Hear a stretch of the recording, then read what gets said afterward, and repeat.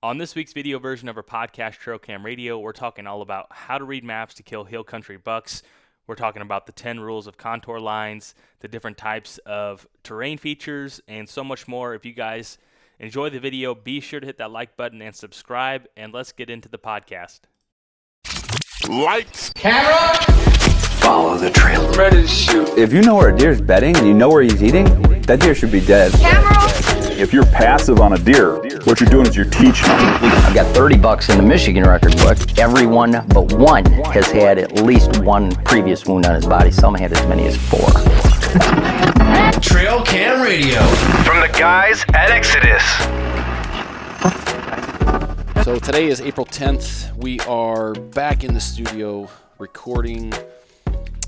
It's been a while since we've been in here. Of course, the COVID outbreak, pandemic, whatever the heck you want to call it, has affected us just like it's affected every other business across the United States. But we're not going to get into that. There's too much negativity floating around. Way too much. Let's talk about some deer hunting. Yeah. So today's episode or topic is going to be all about topo maps, how to read them, kind of the 10 rules of contour lines, contour features, and how that all relates to deer hunting and scouting. Yeah, we're going to try to cover from the very basics to getting a little bit more advanced and why you should be looking where on your map.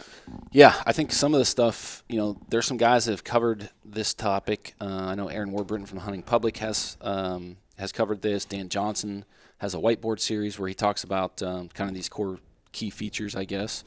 Garrett Prawl just did one like last week, I think, too. Yep, DIY Sportsman. That's an excellent channel. So there's some other content on this topic out there. We are going to try to tackle this from a non-subjective angle and really offer some, I guess, information that are kind of a steadfast or hard rules. Yep. And then we'll, put that into deer hunting context, I guess. Yeah, I think it's important to teach people what they're looking at when they're looking at a topo map, and some people might have different experiences in the woods or in your area. Deer are always doing different things, so it's hard to say exactly how everything is going to line up on your topo map versus mine. But if you know how to read the map, you'll have a much better idea of what you're looking at when you're out there. Yeah, and that's that's the goal here is to, whether you're a new hunter, have no experience with maps, or maybe a more seasoned hunter, but maybe new to hill country. That's the goal, is just to teach people how to use it, map reading, specifically topo map reading, as a tool to help them become a better hunter. And most of this conversation is going to be around hill country, I guess. I mean, you can use topo maps for any type of terrain, but I think it's probably most commonly used in hill country or mountain country. Yeah, that's when you're going to have the most different. You're going to have the most change in elevation, so that it's going to be a little bit harder to read even.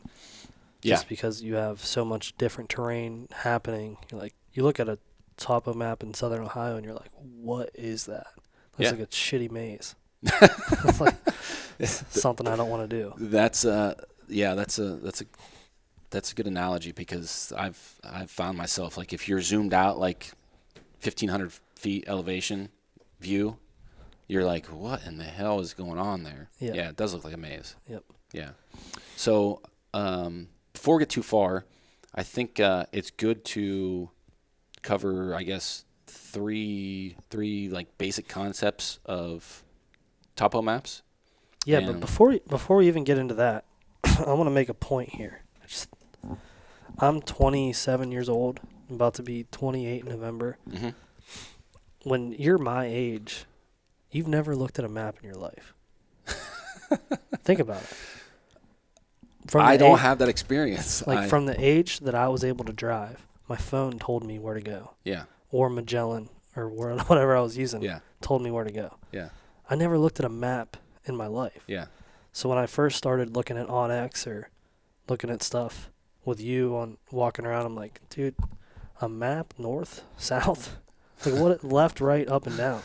See, I'm like the complete polar opposite. So growing up as a kid, there were always my grandfather owns quite a bit of property in an old cattle town, and there were always like these I don't know, what do you want to call them, fables or stories of like outlaws that have robbed stagecoaches and buried them, on some property, and there's a hidden map. Like, I've always been infatuated with maps, and growing up, going through school, studying civil engineering, construction, I had to take some survey classes where topo maps are a big deal, and then fast forward going through managing some of those bigger projects.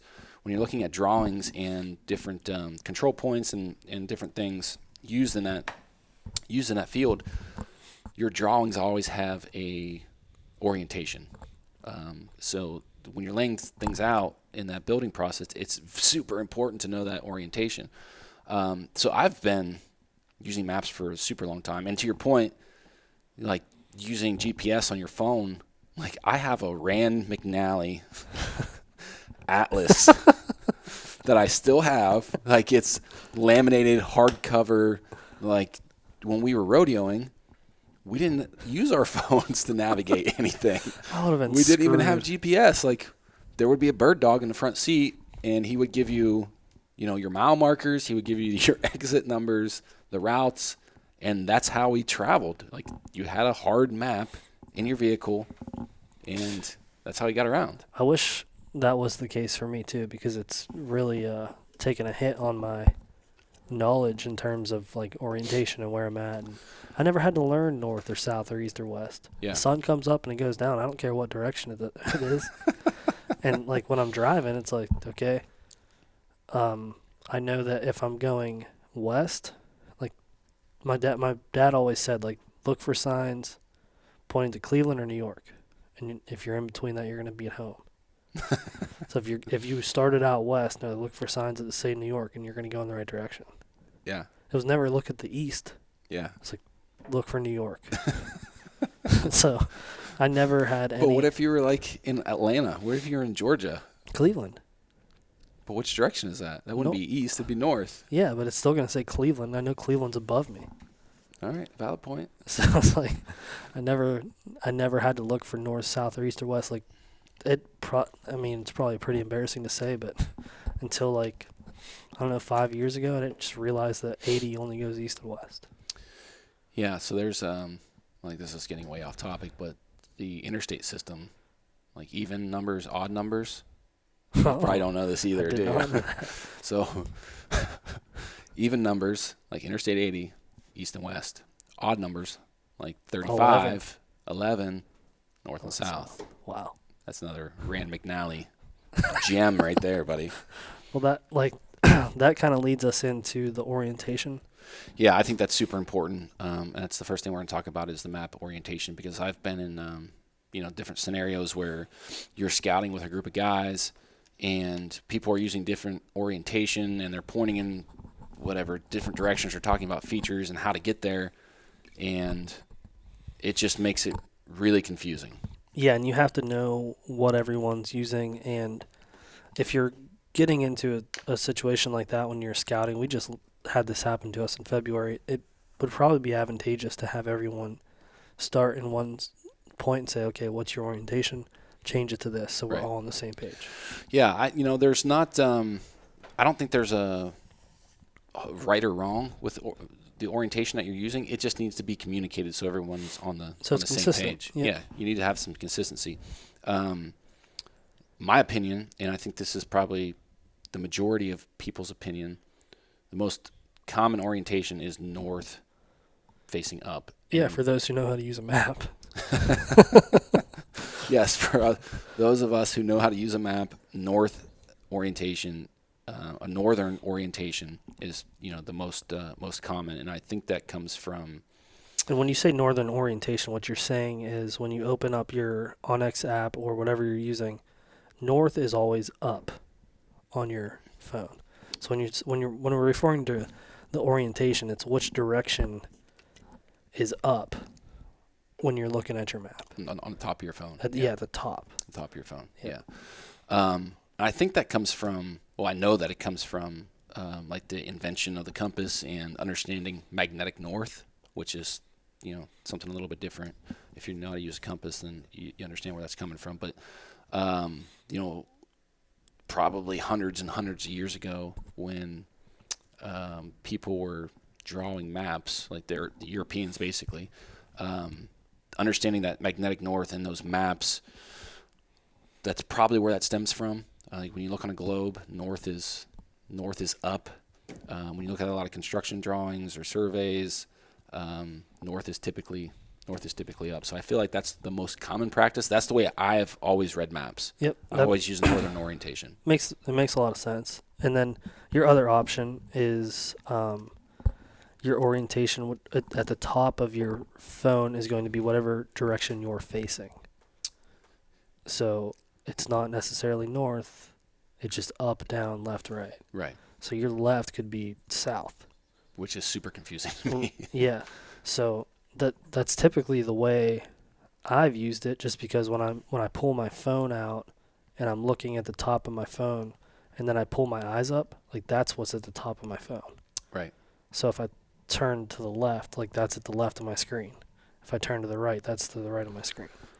I think the biggest difference there, and I think it's probably pretty important, is when you have a consistent orientation, you can close your phone out and you still know your bearings. Yeah. Like east, west, south.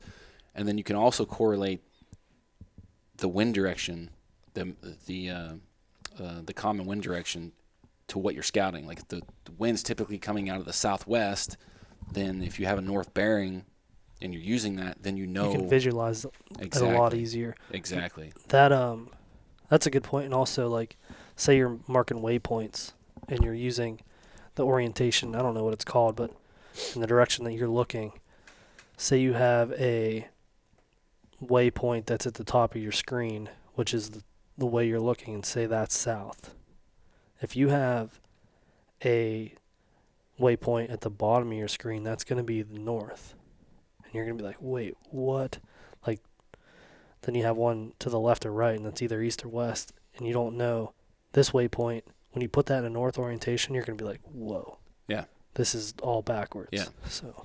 Yeah, that's, where you're digitally scouting, it's important to, I guess, know that orientation. Like this when ridge, you go to walk it. Yeah, this ridge was to the west of Yes. this point, not, okay, this is to the left of where I was standing at that exact moment. Yeah, and that is exactly what happened to us when we were in February when we were scouting with Clint and Ryan. We wasted 5 or 10 minutes standing around arguing about which direction we had to head in, and it was because one person had a different orientation. Clint. Yeah. It's not the first time that's happened. Clint Campbell's the inspiration of this podcast. I can remember we were scouting a piece in Ohio, and he wanted to get to a saddle, and we started walking, down a hill, like trying to get to the saddle. I'm like, where the hell are we going? Like the saddle's up top. Like we're heading in the wrong direction, man. Yeah. So I guess that's a good segue into. Well, there's one more thing I want to cover, and that is, I guess, describing what a topo map is, and then like the 10 rules of contour lines, because the 10 rules are really the foundation of how to read it. How to read it, yeah. So, topo map or topo map, I pronounce it topographical, is essentially just a two-dimensional representation of the Earth's surface shown in a series of contour lines. Those contour lines will have a different elevation, and the elevation is in association with the steepness of the land, or like the three-dimensional lay and vertical scale. I guess that's a better way to put it. So the contour lines are going to show the three-dimensional lay of the land with the vertical scale of the terrain.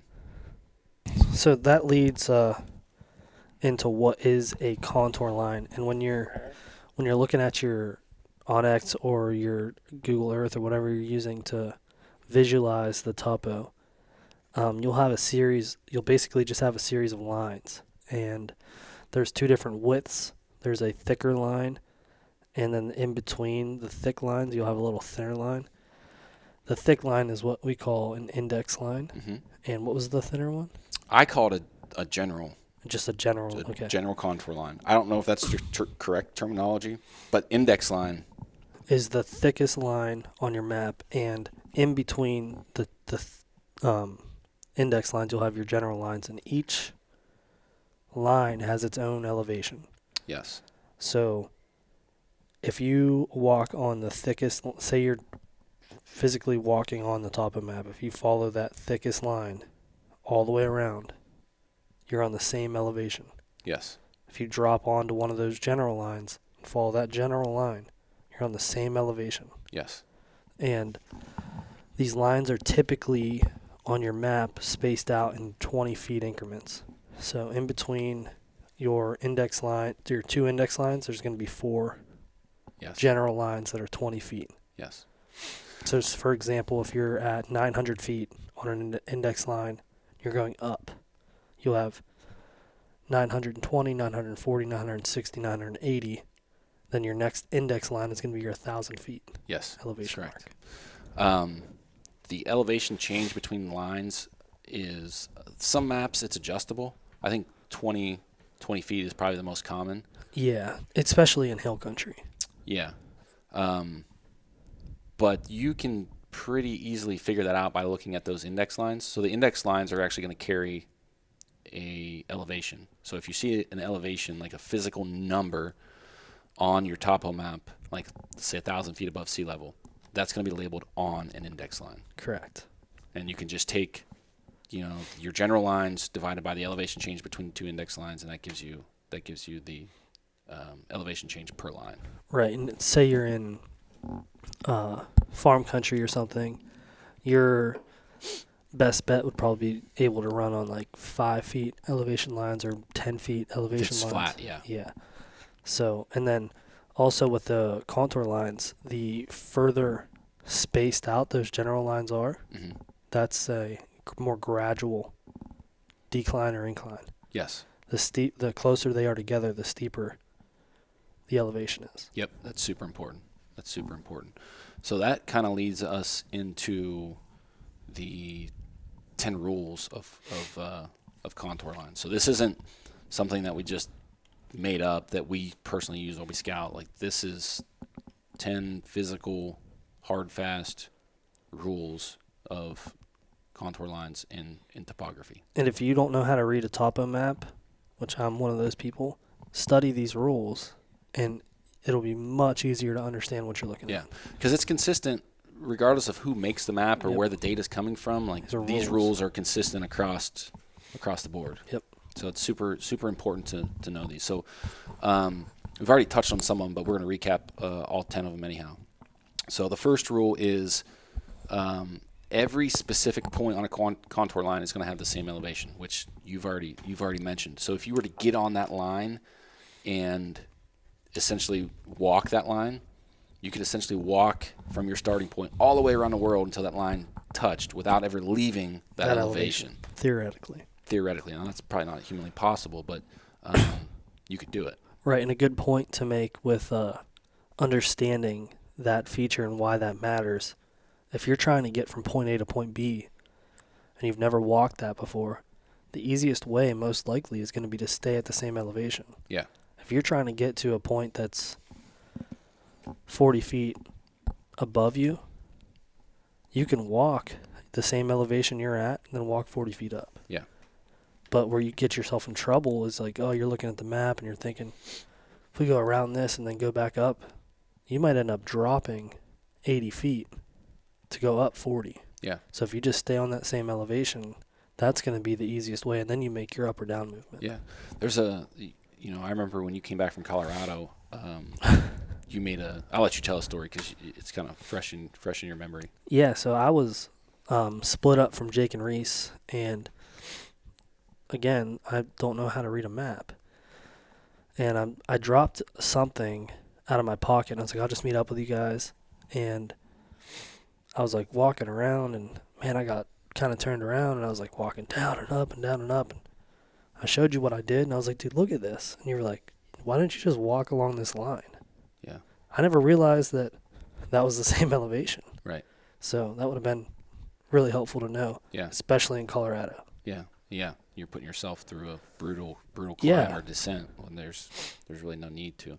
And that point is going to correlate to deer movement at just the same. Yeah. Yep. So that's rule number 1. Rule number 2 is pretty basic. Contour lines they separate uphill and downhill. So the line, if you're standing on a contour line, the line above it is going to be higher in elevation. The line below it is going to be lower in elevation. So it splits uphill and downhill. Pretty basic. Rule number 3 is going to correlate back to rule number 1, and that is contour lines will never ever touch unless you're at a vertical, basically a vertical cliff. Straight drop off. Straight drop off, yes. Because again, each point on those lines is the same elevation. If you're using that 20-foot contour lines, then those lines are 20 feet in elevation different. Yep. So the only way that they can ever touch is a vertical cliff. So they'll never cross, never touch. Rule number 4, we've kind of already got into this, but it's in relation to index lines. So every 5th line on a topo map is going to be an index line, and they will be darker in color and or thicker. And then they are also going to carry an elevation. So they'll give you the above sea level elevation. So if you're doing some general digital scouting, or even if you're walking, you can look at those index lines, figure out what the highest elevation is or lowest elevation, and kind of in hill country, if you're kind of trying to pinpoint that upper 1/3 or lower 1/3 or whatever, you can reference those index lines and kind of figure out where you need to be. If it's your first time ever looking at a topo map, the lines that are more defined are going to be your index lines. The other lines that are a little bit harder to see, those are going to be what we're calling general lines. Yes. So that was rule 4. Rule number 5, we've kind of already mentioned this as well. Contour lines get closer together in steeper terrain and further apart in flat terrain. So that rule is pretty important when you're starting to digital scout and kind of identify certain terrain features like benches. That's super important, and sometimes those are hard to see depending on the elevation change between those contour lines. But yeah, that's a very good point too. When we were in that spot in southern Ohio, without actually walking that bench, we would have never known it was there because of how spaced out the 20 feet increments are. Yeah, those benches, so the change in those benches were less than 20 feet. So if you have a bench that falls between, let's say it starts on one contour line, but it's only 10 feet wide or 15 feet wide, 18 feet wide, you'll never see it. It's not going to be represented by contour line. So sometimes, changing, going from 5-foot increments or 10-foot increments to 20 feet, sometimes switching that back and forth, you're able to see different features a little bit easier. I guess the biggest downfall to having a shorter increment for your lines is if you're in steep country, you're going to have a boatload of lines on your map. Yeah, it becomes pretty difficult to read.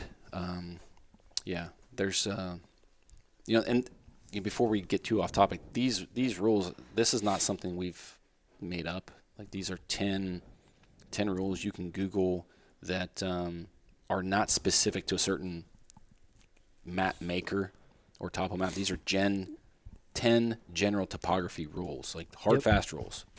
Yeah, and we'll have a link to, I'm looking at the rules right here, and we'll have a link to this PDF file in the description if you want to study these up. Yeah, absolutely. So rule number 6, contour lines that form closed circles are either going to represent a peak of a ridge or a hilltop and a depression.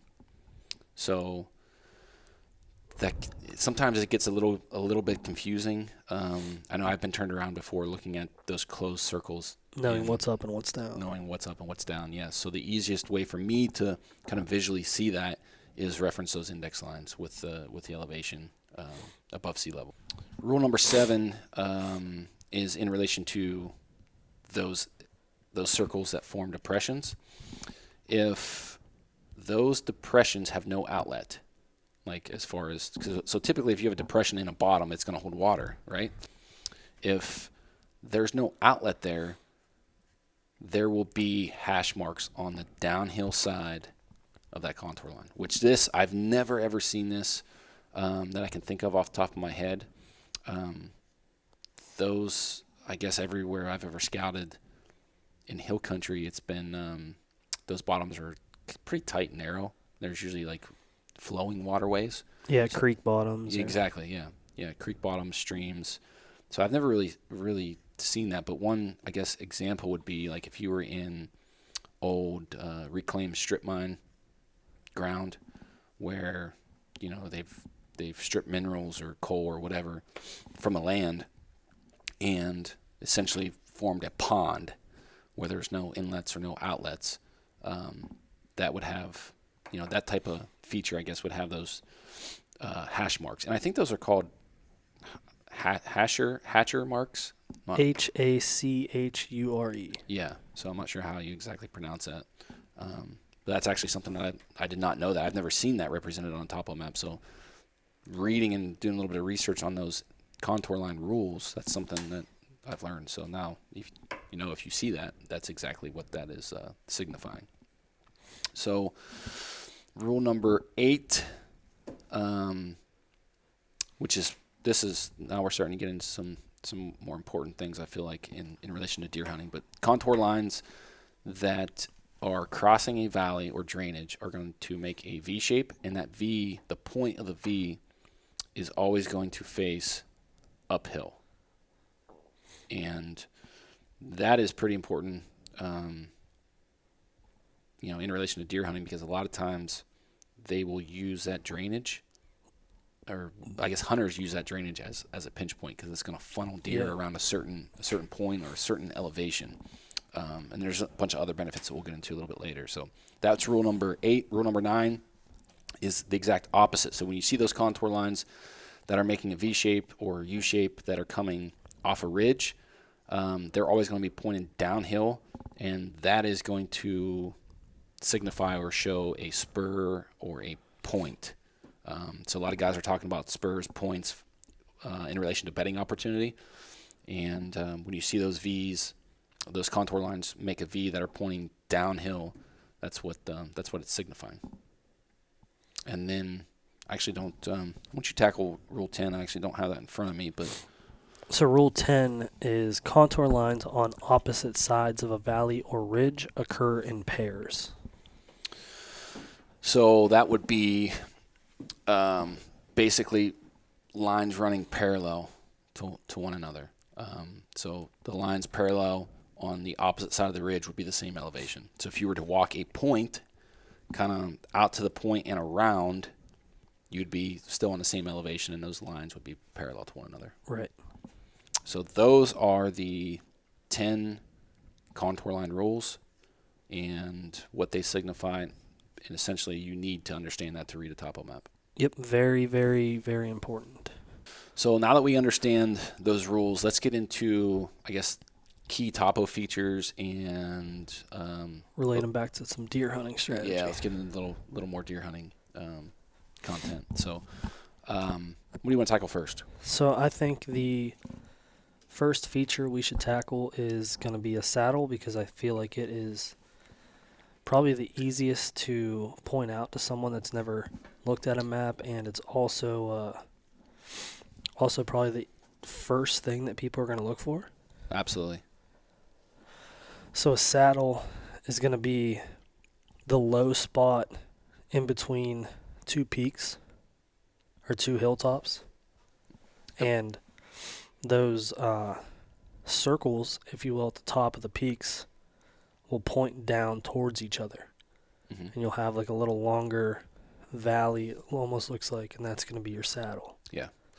So a saddle, I guess by definition or term, is essentially a low spot on a ridgetop. So if you're looking at like the side profile of a ridge system, if you've seen a dip or a valley or a low spot in that ridge, that's a saddle. That's what we're talking about. Some are very, very, very defined. Yes. And some not so much. Yes. And I think the point that you made with them being visually easier to see is a valuable topic to kind of branch off on, because from my experience, typically when guys are digital scouting or e-scouting, looking at topo maps like in the off season, they're dropping pins in those saddles, and they're high points of interest or high priority points of interest. And why is that? Well, when you're in hill country, typically that terrain feature is going to offer the easiest or path of least resistance for an animal to cross from one side of the ridge to the next. So typically people are going to consider that as a terrain funnel or terrain feature that are going to push deer or push animals in that direction. So, it's a no-brainer for guys to go scout them. My opinion is the saddles that are very defined and easily seen on topo map are typically going to see a lot of human intrusion. Yeah, if you're on public ground, yeah, those are some places that you might want to avoid, because you're most likely going to have other people looking in those areas as well. I think it's a good starting point. I think you should drop a pin and go check it out.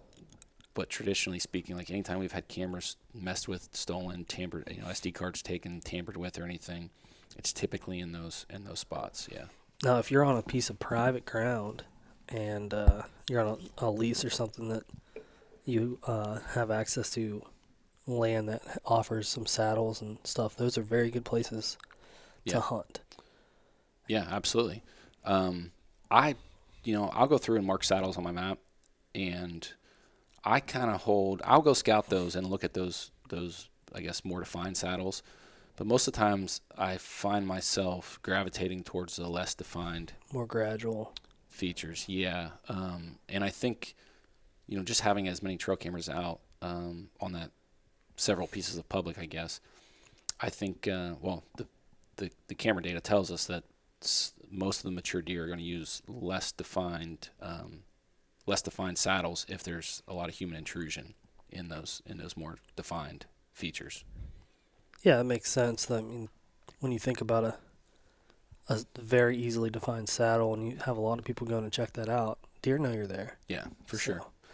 I think it's important to note the direction of travel for these saddles. When I first heard of the term a saddle, and I looked at it and I was standing on one, I was thinking, oh, okay, like the deer will run the top, down to the bottom, and back up the top, basically just running the ridge. Mm-hmm. And that's not correct. They're going to cross the ridge in the lowest spot, and that's the saddle. Yeah.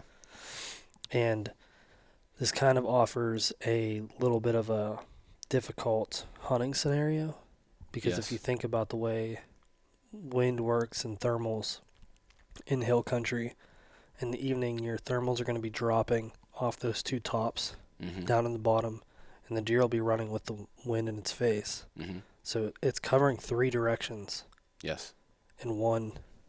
Yeah, it's almost like feature. A thermal hub or thermal pool where they have, I guess scent checking three different directions. They have the wind, and then they have the thermal drop from both higher elevations.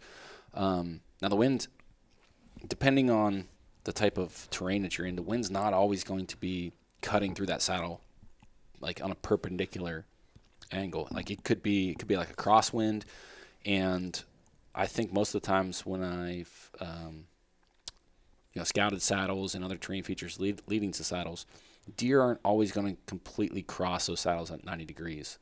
A lot of times they're cutting across the top on an angle, and I think that is in relation to probably the wind direction and how the wind is working, through that saddle.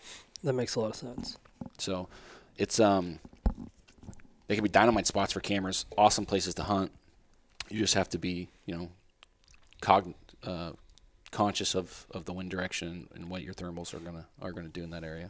This might be a little bit off topic, but so say you're in a situation where it's public ground and you're sitting in a saddle, it's very defined, and you think, oh, you know what, I listened to trail cam radio and they told me not to hunt saddles.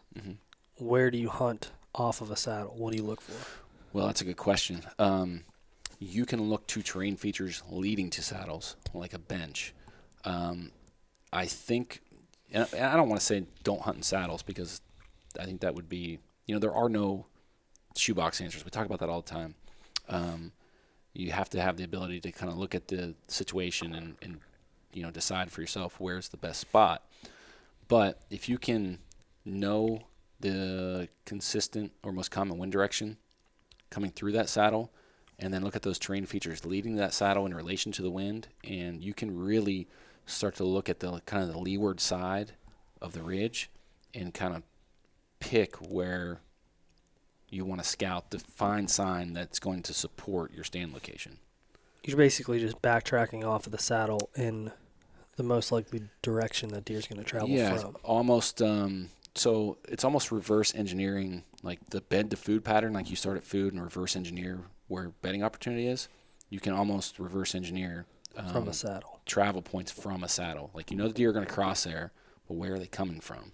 And then where's the best ambush spot, I guess. Roger that. And I've done like the daylight to dark sits in saddles, like during the rut. There's absolutely nothing wrong with that as well, especially when you're hunting those long movements. In November, a lot of times those deer might not be traveling those same patterns that the sign is telling you. I mean, they could be coming from a different direction. So, if you think that's the most likely spot where they're going to cross, no matter which way they're coming from, they're going to cross there. So correct.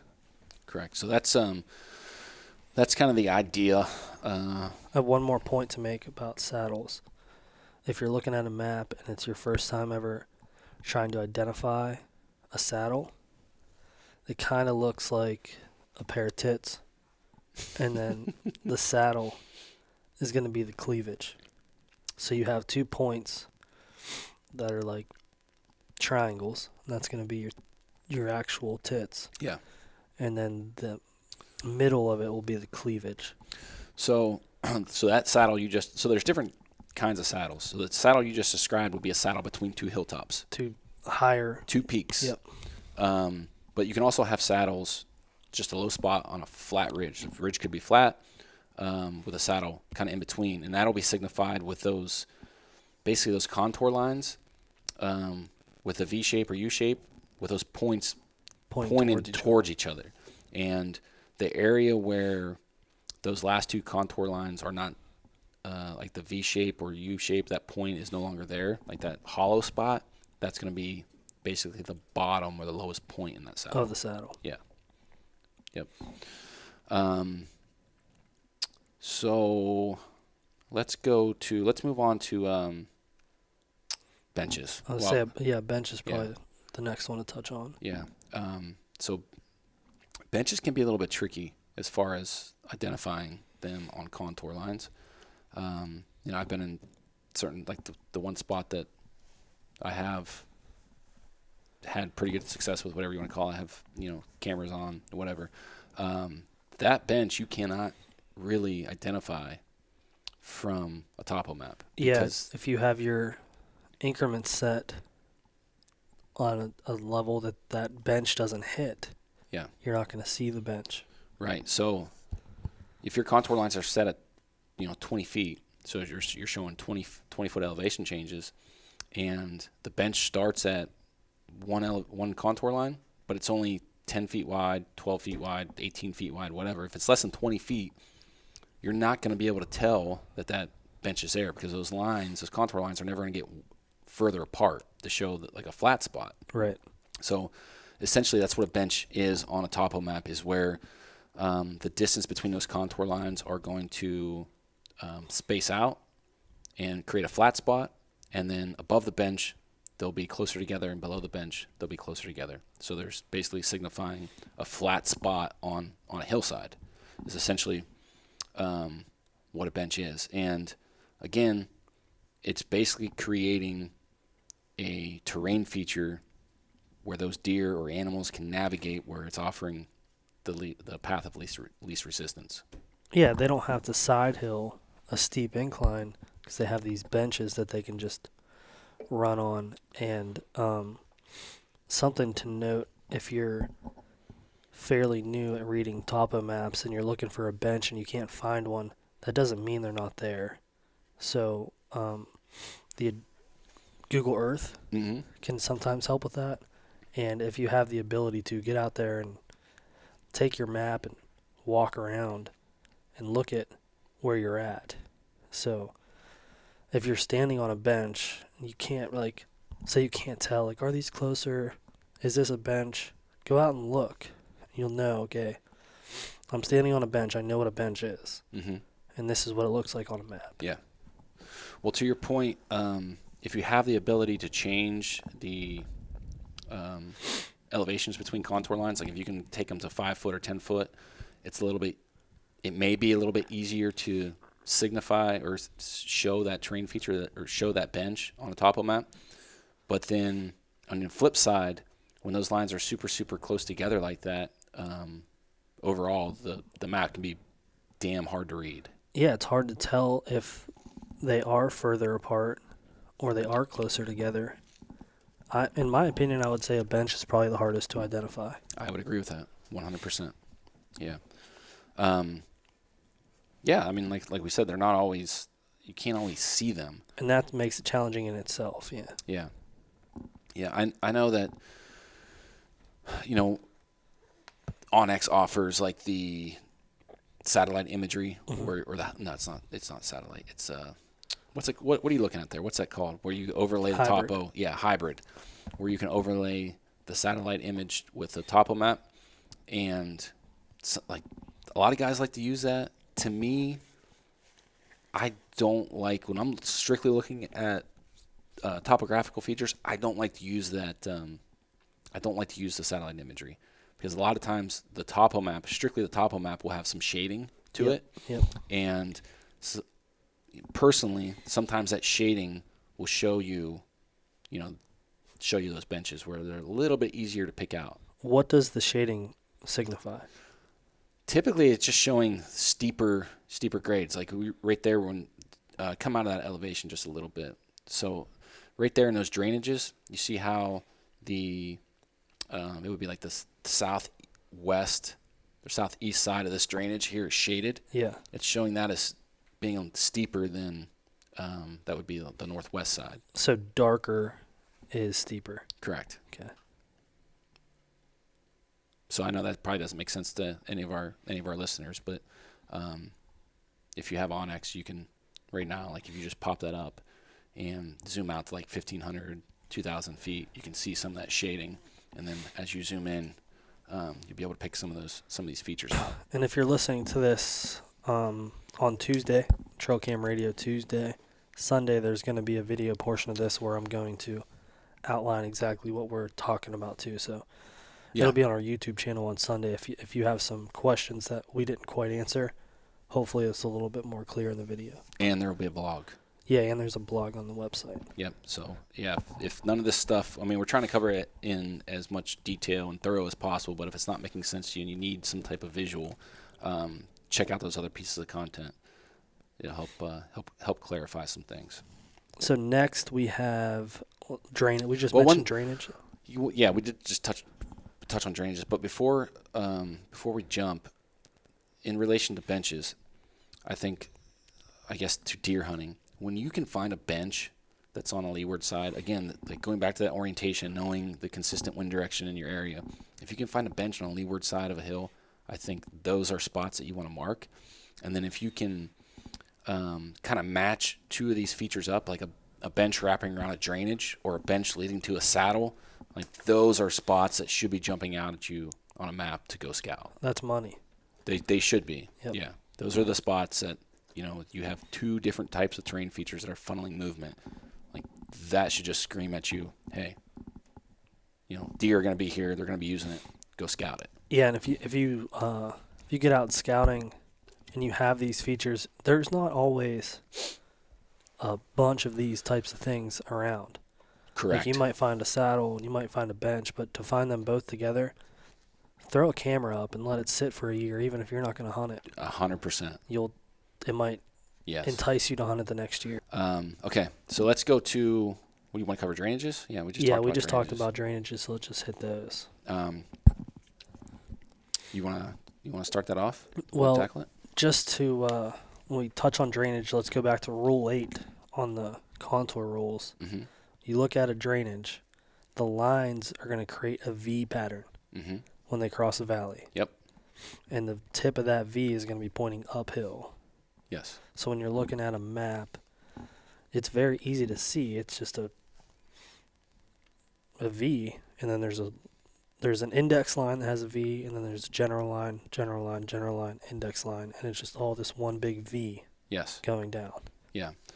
And a drainage is just basically a ditch coming off a hillside leading to a major, the waterway down the bottom. Whether that's a stream or a pond or whatever. If you are out scouting and you don't exactly know what a drainage is, to look at it and you're looking at your topo map and you're trying to find V's, wherever the water is going to run off, if you have a lower stream or something, the water is going to run off in that drainage because all the water is going to flow in one direction. It's kind of just like a ditch where all the water runs. Yeah, it's essentially just a runoff. The water's created a ditch or travel route to that lower water level or waterway. Yep. And when you're looking at those maps, obviously some drainages are going to be larger than others. They could, there could be several drainages that kind of create a bowl. I like to look at drainages that are kind of steep and deep because they create travel barriers. Yeah, deer are not going to cross that point. No. They're not going to cross those drainages, but they will cross or travel around that V shape that you talked about, that point that's kind of facing uphill. They will travel around that drainage at those points. Yeah, we have a very, very defined on that, just below that bench that we found that big deer on. There's a very, very steep drainage, and there's a trail as wide as your foot that they're crossing that drainage on. There's one spot that they can cross. That's it. Yep. So that's another very good place to look. It's a super good place to hang cameras, and they can also be great places to hunt. Yep. In the evening specifically, because you have that thermal pool going down into that drainage, so that can offer great stand locations, but also great access because you can access up those drainages. And your winds and your thermals are just getting sucked back down in them. Your thermals are going to get sucked back down in them, and visually you can hide yourself, while you're accessing that spot.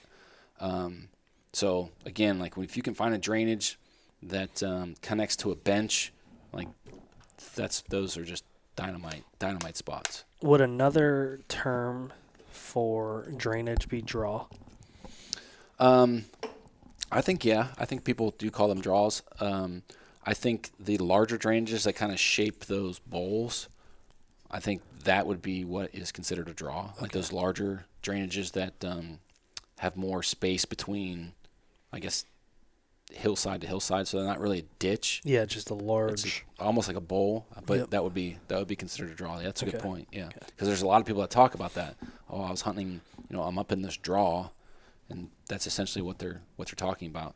So on the map, we talked about those drainages making a V shape with a very distinct V with that point going uphill. A draw or a bowl would be more of a U shape where you have more distance, horizontal distance across that drainage. So that's super good point. I think that's good for drainages. Anything else you want to touch on there? No, I think we're good. That'll lead us into points or spurs. Yeah. Let's talk about points and spurs. So let's go back to Rule 9 would be the point or spur. Mm-hmm. So contour lines create a V or a U pattern when they cross a ridge. and the tip or blunt end of that U or V is going to point downhill. Yes. And that's going to be your point or spur. Yes. And, in relation to deer hunting in hill country, a lot of guys are talking about points or spurs as bedding opportunities. So, whether you're referencing Dan Infall or, somebody else, people say that deer bed on spurs or points on like the leeward side of a hill.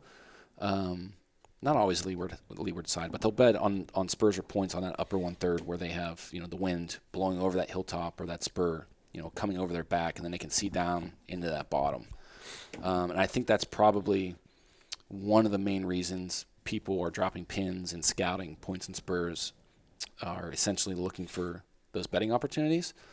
However, deer coming back to bed or traveling from a bottom to a higher elevation, a lot of times you'll find runways or trails up that point or up that spur. I kind of, a lot of guys call points and spurs the same thing. I try to decipher the two, as in points are basically the slopes coming off a main ridge, and they're going to be longer, like a finger, and more drawn out, like a finger, exactly. With a spur being a point that is shorter and steeper that's coming off of the main ridge. That makes sense. So the verbiage may differ a little bit between, hunter to hunter, between you and I or whoever. But essentially the contour lines are the same thing. They're showing the same thing. But people may talk about them a little bit different, almost like the drainage and draw. Yeah. Similar terminology there. So when you talk about the bedding opportunities and say you're looking at a point, right? Mm-hmm. There's going to be the tip of the U. When you're talking about the bedding, they're not going to bed on the tip of that point. They're going to bed on the side, either side, depending on the wind direction. Typically, yes. Yep. And that's where those index lines come into play. When you want to decipher, okay, where's the top 1/3, if you're talking about bedding opportunity, and they won't always bet on the top 1/3. Sometimes they'll bet in the bottom, but general rule of thumb, you can look at those index lines and see where that upper 1/3 is on that point. Yeah, that's helpful, because I remember the first time I started looking into points and spurs, and I'm looking at my map, and you're thinking, okay, someone says a deer's going to bed at a point. I'm walking to the point of the point and thinking, okay, the deer's going to bed here. That's not how it typically is. It's on, like you said, the leeward side. Just depending on the wind direction, they're going to sit with the wind blowing over their back, and they have the hill as cover. Yep. So you're not able to see them from behind. So that's important to note, that when we're mentioning the deer are going to bed on these points, they're not going to bed at the point of the point. Right. But off of the point. Off to one of the sides. Yep. Yeah. So I guess just to clarify, like those bedding opportunities, as you stated, it's not going to be like if you look at a point coming off a ridge, maybe not even necessarily a spur. We'll talk about a point, like the end of a ridge that starts to run downhill. That's a point. Where those V's or those contour lines are making those V's or U shapes, they're not going to be directly on that point, because the wind is probably not coming directly over top of that ridge, number one. And two, unless there's a bunch of blowdowns there's not going to be significant cover. So, and this is evident from what we see in hill country, where there's beds all over the place. You get up on that upper 1/3, but they're never directly on that point. As you mentioned, they're always off to one side, and that's why it's important to know, like, the orientation of your map and know the wind direction. Yep. Like that's all this stuff kind of works together, and you can it's hard to piece everything that you're seeing in the woods if you don't have all this in the back of your mind and understanding the basic concepts. Yeah, and it's not that hard to grasp how to do this stuff and how to read these topo maps, and it's so beneficial that it's very, very much worth putting the time into study maps. And I'd always hear people talking about like digital scouting, and I was always overwhelmed by it, and I was like, I'd rather just go look. But there's some places that you just can't get to. Like the place we're hunting in southern Ohio is a long clip away, and to drive there every weekend, it'd be dumb. Yeah. Not only that, but like evident in West Virginia, when you start looking at these some of the terrain features, if you're just out there walking and not dropping pins, like you're wasting a hell of a lot of time. And and energy. And energy, yeah. So stuff's important. But I guess we got two more, I guess, key features to cover. Those ridge tops and bottoms. Tops, I guess, ridge tops are signified, they can be signified by those index lines where you can see the higher elevation. So you can kind of look at those index lines and decipher where the top is. But this goes back to one of those rules. I think is it Rule 10, where those the lines will parallel at a top or bottom. Yep. Contour lines on opposite sides of a valley or ridge occur in pairs. Yes. So when you're directly on that ridge top, that first contour line downhill on either side is going to be the same elevation, and it's going to parallel. And it's the same way for bottoms. I guess we could tackle tops and bottoms kind of at the same time. So, yeah, I'm looking at a map right now, and just in this area, it's kind of hard to define your ridge tops because they're so short that they almost look like drainages. Mm-hmm. Yeah, that makes sense. So this is something that you're going to have to kind of pay attention to. I think that's where some of the shading becomes a little more important when you're like zoomed out at 2,000 feet or whatever. Some of the shading helps signify. That's a very good point. Where the bottoms are and where the tops are. But tops for the most part, from what I see in the areas that we hunt, whether that's West Virginia, Pennsylvania, Ohio, most of the sign that I see, and this is backed up by trail camera pictures, most of it's typically at night. And I think that's because the most human intrusion happens on those tops and bottoms. It's the easiest access. Typically your roads, access roads are going to be either on the tops or the bottoms. People are parking their cars, getting out, walking those tops as far in as they can to get to their points of interest, or the bottoms, walking the bottoms as close as they can to those points of interest. But it's hard for someone new, and I'm guilty of this, not even being a new hunter, but you come across sign on the tops and bottoms, sometimes it's hard to walk past. Yep. You see giant scrapes opened up, there's rubs everywhere, and it just looks like, oh man, this is an awesome place to hunt. It's an awesome place for a camera. It is an awesome place for a camera. It's not an awesome place to hunt. Most of the time. Most of the time. On public land. Yeah, I mean, every scenario is different. I mean, we do have, scrape lines on ridge tops, coming off of points that will get daytime activity. I think it's just in relation to how much cover is there and how much human intrusion is there. I think those are the two biggest things. Yep. The difference between tops and bottoms, I feel like the tops, it's much easier to get a consistent wind. Oh, yeah. To hunt because you don't have the thermal pull. Well, you still have thermal pull. Well, you don't have thermal pull, but you have thermal draw and rise. Yeah. But you don't really have the pull where the thermals are just going to sit in one place. Yep. Like you do in the bottoms. The bottoms, especially in steep terrain, the wind's going to swirl, and your thermals, if they're dropping, are typically going to pull and sit in those bottoms. Yep.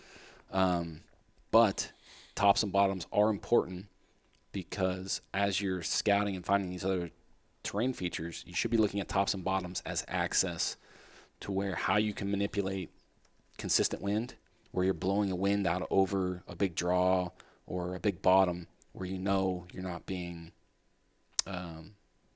scented, you're not blowing deer out on the way in or the way out. Yeah, because they're not going to be there. They shouldn't be there. And if you're up top and it's steep, a lot of times your scent cone is going so far out over that bottom, you're not going to be winded directly from an animal. Bottoms are kind of the same way. They can be a little bit trickier, especially if you're using them for daytime access because you have thermal rise. Yeah. Your thermals are going to be rising up those hillsides. And the deer are going to be bedded above you. Deer are going to be bedded above you unless you're hunting the opposite side of a ridge. So that would be you walking a bottom in. All the way around. Yes, all the way around. But sometimes that's the only option you have. And you're able to hide, when you're walking a bottom, you're able to hide, obviously, your physical presence. And a lot of times, the noise that you're making on the way in. Yeah, and it's when you're on the opposite side of the ridge, it's most likely far enough away where exactly you're not going to be making a bunch of noise. One other thing about bottoms, if you ever get turned around, like you get lost in hill country or lost in mountain country, if you make your way to a bottom and there's running water, a lot of times if you follow the water, you will come to a road or a landmark.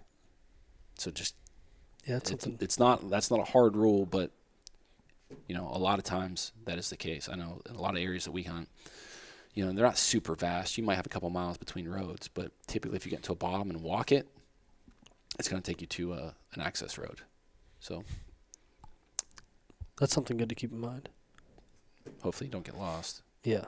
But if you do, I know I've actually had to use that once or twice before. And not that I was completely lost, but I was turned around and did not know where I was because I felt like I crossed over 2 ridges, and when I really didn't, and finally got to a stream or running water, I knew that it went out to a culvert at the road, and I said, all right, well, I don't really know where I'm at. I'm just going to follow this creek till I get to the freaking road. It's good that you recognized you didn't know where you were at. Yeah, I didn't. I was completely turned around. I thought I crossed 2 ridges, but really I just crossed 2 drainages. That brings up a funny point. What's that? When we were in West Virginia in February and you were saying, like, this map's got to be wrong. Yes, exactly. Like we're not, well, it says we're on this ridge, but we're on this one. 9 times out of 10, the maps are right. 10 times out of 10, the map is right. Yes. Oh, that was funny.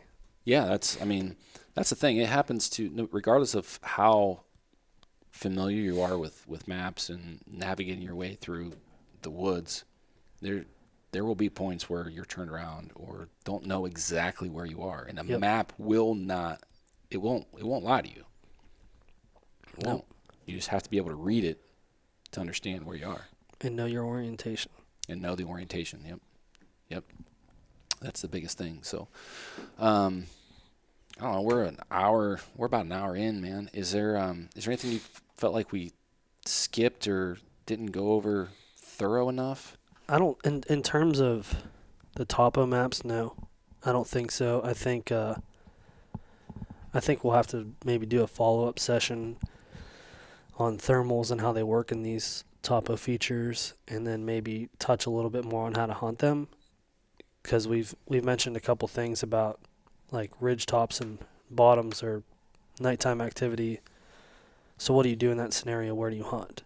Because the sign's there, but it's the same answer as what we said in the saddle. You just reverse engineer your way to how the deer are getting there. So that's when you put everything together, you have your points, which is most likely going to be your bedding opportunities. And then you have your ridge tops and your bottoms and your saddles and your benches, and that's how the deer are traveling from bed to wherever they're going.